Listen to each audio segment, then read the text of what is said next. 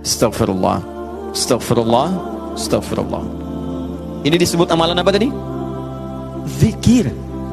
Tadi kalau seorang sedang berzikir, maka konsekuensinya dia akan apa terhadap Allah? Ingat. Pertanyaan saya, apakah setiap orang yang mengucapkan astagfirullah menjadi ingat kepada Allah?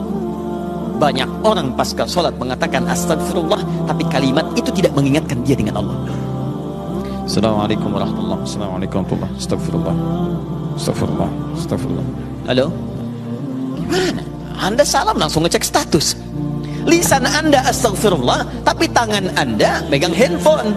Pikiran Anda melihat status. Sebagian orang bahkan merespon urusan dunia. Bagaimana istighfar bisa berkorelasi dengan itu semua? Itu masalah utamanya. Jadi mampukah Anda mengucapkan istighfar ini yang langsung mengingatkan Anda dengan Allah Subhanahu wa ta'ala?